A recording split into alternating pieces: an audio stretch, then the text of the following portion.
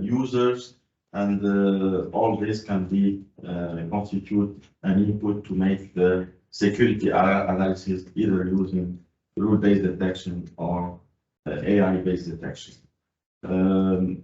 So for the rule-based detection, I will not go very deeply there, but we are using rules that can be specified in formalism that is defined from linear temporal logic. And for AI-based detection, of course, we are using different kind of algorithms, and machine learning and AI algorithms. Some of them are supervised, other and what we are building, or what we build now, is a solution that have different lot of, let's say, algorithms that can be used with different parameters, some neural networks, some Bayesian networks, some classification algorithms, some classification other. And we already applied this to some data sets that are provided by AUB and FIBO, where we had some good results for some of them, but for others we had some bad results. Let's say it like that. The accuracy was not good enough, and the problem here is to know what is needed. Should we extract more features? Should we use other kind of specific algorithm? The idea also to try to explain why these specific models are not working. That's why we wanted to use some plugins to these algorithms that will give more insight on what's happening in the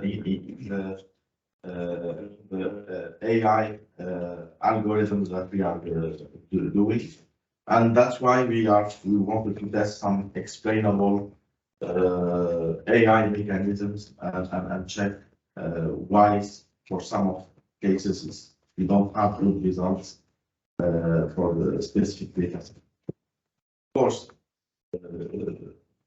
the process will continue later. The next some root cause analysis and some adaptation, but let's concentrate now mainly on the explainable AI, so what we call XAI.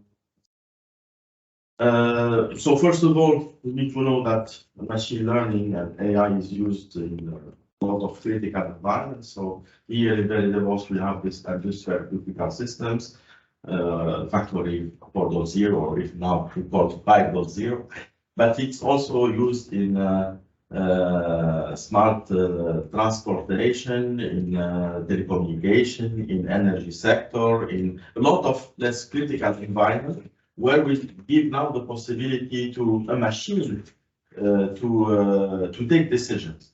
And this is something very scary, because we are using some black box models with a huge number of parameters, and we cannot always explain or know why the machine took a specific decision. So here in our case, sometimes we cannot know why our intruder detection system raised an alert and say there is an abnormal thing in the traces. Why it's abnormal? It's related to what? And in this case, what I need to do? If I cannot explain why we have this alert, I cannot do the best countermeasure or reaction or remediation action that will mitigate a specific risk. We need to know that machine learning is not perfect. We can have incorrect predictions. We can have in the data sets some noise. We can have bad training, so we don't have enough data for the training, or we missed some specific categories of attack or whatever. We cannot generalize a tool to say this anomaly detection tool that worked for a specific enterprise will work for another one, because maybe they are using a different set of applications, protocols. and the deviations are not the same. Sometimes it's very difficult to interpret result, and since it's a machine take the decision, so without a lot of interaction with the humans, it's very difficult in general to know what to do, what there is when there is a specific decision or specific alert that happened. Here, I give you some examples of problems that are known for AI, some accidents that happened with Uber or Tesla with this automatic driving. Here, for example, all of you, I think, know this kind of what we call the adversarial machine learning techniques, where we add some noise to a specific, for example, here picture, and the machine learning technique will not predict that this is a panda, but it will predict it as a gibbon. So there is no relationship.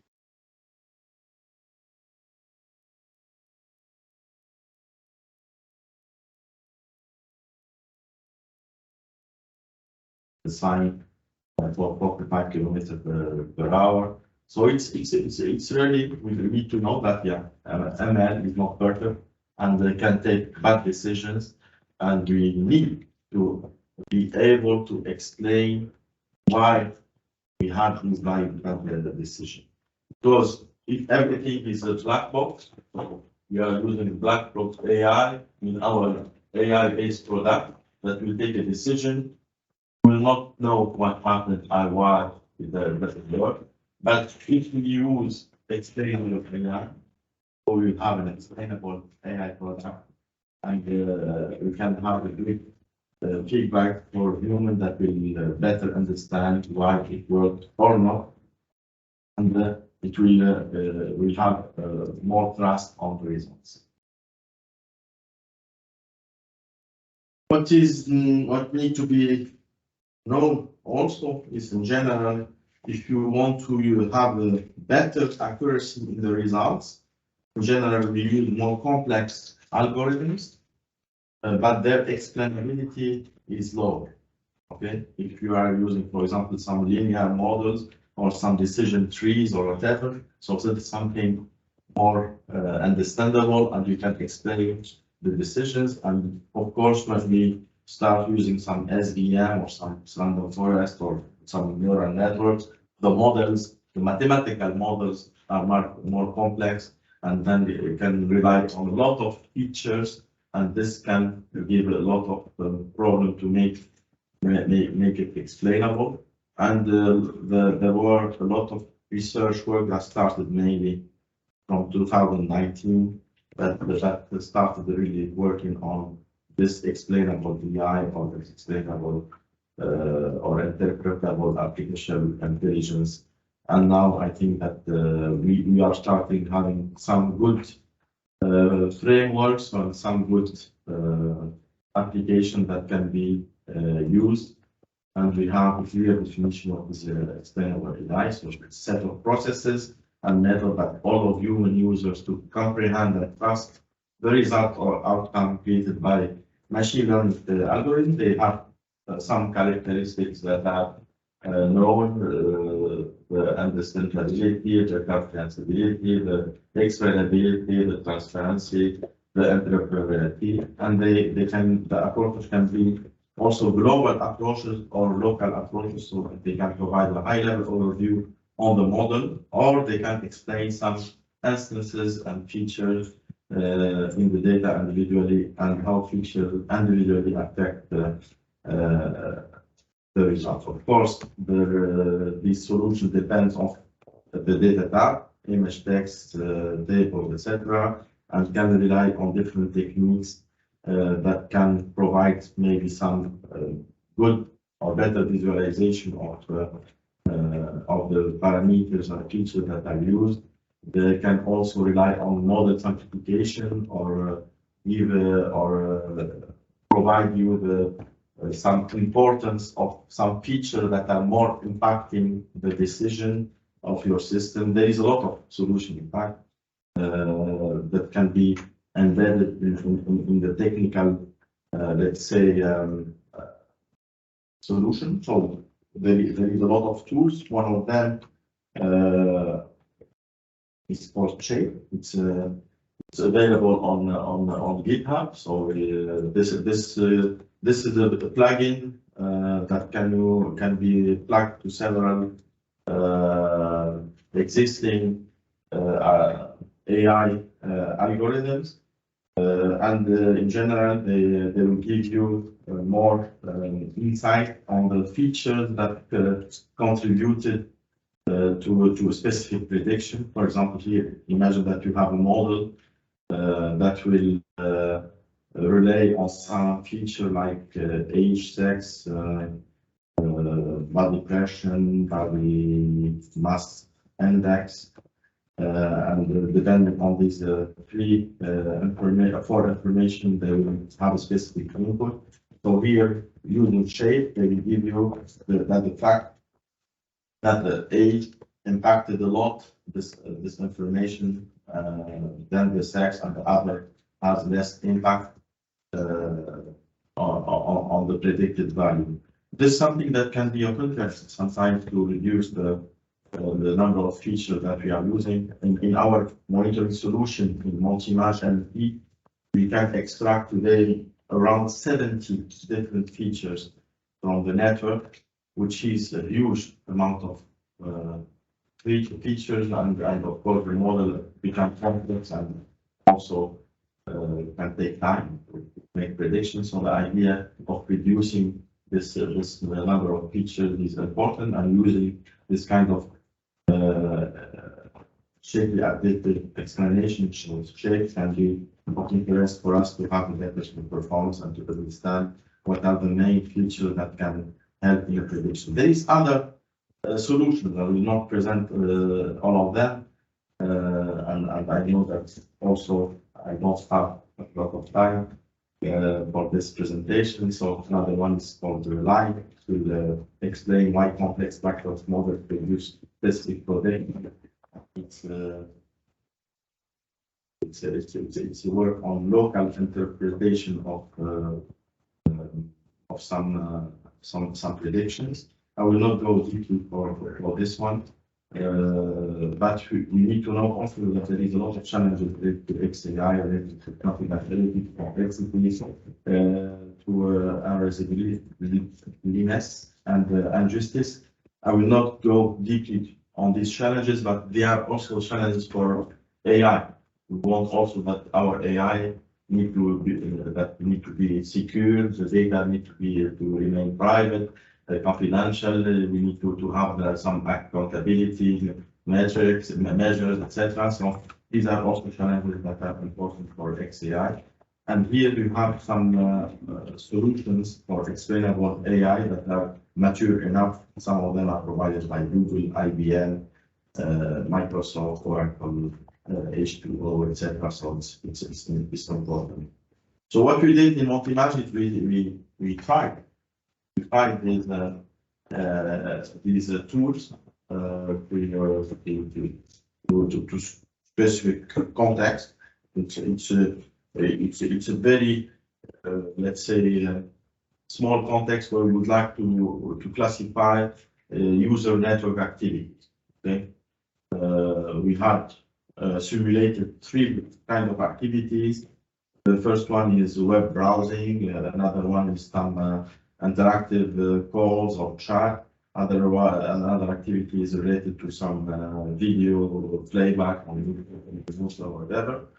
So we wanted, it's only one example, and we wanted to apply some machine learning techniques and check how these tools can give us better insight on our solution. As I told you, we had around 70 extracted during the pre-processing, and of course during the training part, we will build the model, and during the testing, we will make the classification.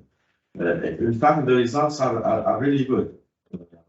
Here we give some numbers. I will not for some features that we are extracting using our Montimage Monitoring Pro for the training and for the testing files. So here for each activity in general, we have 2 giga of pickup files. So we have really a lot of data set that we collected and we extracted a lot of also features. So you know, some list features.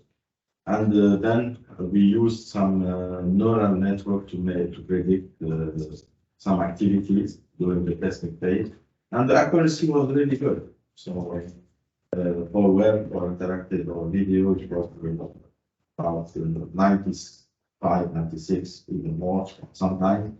So the results are good, but when we use some explainable AI and added the plugin, for example, for shade, we discovered, for example, and based on the plots that are provided by Shape, that the type of protocol that is used, TCP or UDP, impact a lot on the classification of the number of downlink packets or uplink or downlink.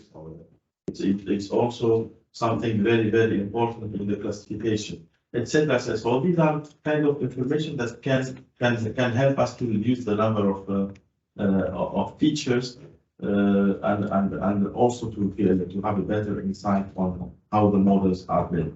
In fact, for each tool that we use, because we also used Line, we also used other solutions, we had some more interpretation on how the model worked and how it made the prediction.